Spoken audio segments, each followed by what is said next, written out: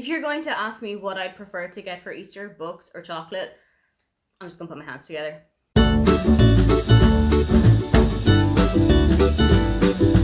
Hi, welcome, come on in. My name is Aoife and today I am taking you through a tiny little haul that I have managed to put together in the months of March and April. I haven't gone particularly wild with book spending, but I have been sent a couple of books. I've gotten a couple of books from friends, and there was one book that I knew I wanted to get my hands on the day that it came out.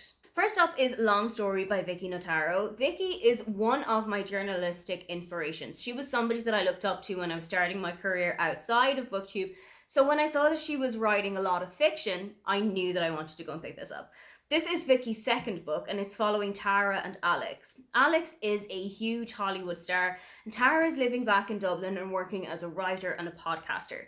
They had been friends for years, but they've kind of fallen out of touch with one another. However, it has come to light that in their previous times, Tara and Alex both had a relationship with the same person, despite having made a pact that they were never going to cross over when it came to men.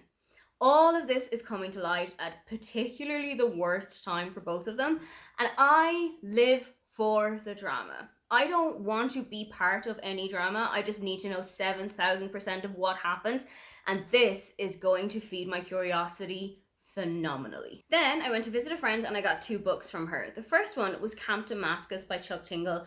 I tried Bury Your Gaze in October of 2024 and I absolutely loved it.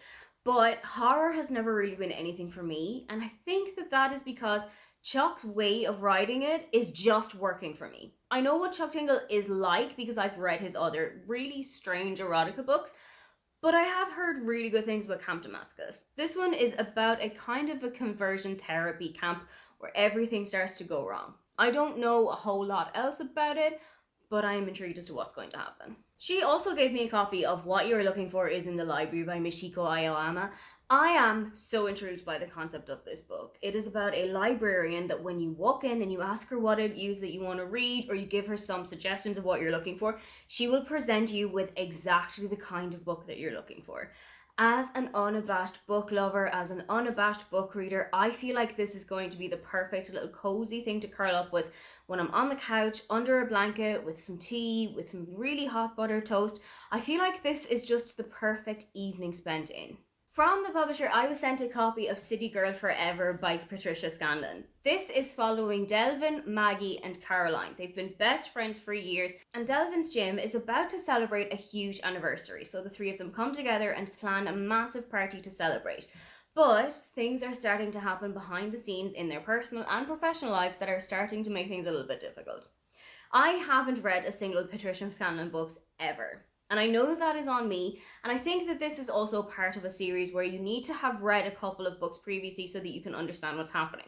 So I have got a little bit of homework that I'm going to do, but I am still super excited to get this one read. As part of the dad and daughter book club that I have with my dad, I was sent a copy of The God of the Woods by Liz Moore. He read this. I think he read it just by himself, not as part of his own physical book club, and he really enjoyed it. Now, I have heard a couple of things about this. I think it's about a young girl who goes missing, and it turns out that her brother went missing a couple of years previously, so there's a whole lot of questions that are coming out about this. I am intrigued. A missing person story has always worked for me because I love trying to figure out what it is that is happening, where this person is, why it is that they went missing in the first place. And because there's a little connection of something has happened a couple of years previously, I have got even more that I need to try and figure out. Then, the pièce de résistance, the one that I absolutely had to get on publication day, I have got a copy of Great Big Beautiful Life by Emily Henry. Now, I've seen the reviews. I know that this is a super polarizing Emily Henry book, probably more so than Annie has been previously. This book is what I imagine would happen if The Hating Game and the Seven Husbands of Evelyn Hugo got together, got drunk, and had a baby. I'm intrigued by it. I'm intrigued by the concept of a reclusive old actress, and there are two writers fighting it out so that they can write her memoir. But I am also scared because I know so many people who haven't liked this book, and I know so many people who think it's the best she's ever written. I'm going to go into it with as clean a mind as I possibly can, and let's just see what happens. Those are the books that are coming onto my physical TBR across the months of March and April. Have you done a little bit of book shopping in the last 2 months? And what is the best book that has come into your possession since then? If you'd love to leave me a comment, but you can't think of anything you'd like to say, then just leave me the money bags emoji. Don't forget to like and subscribe because I have new videos up every week. Now, get on out of here.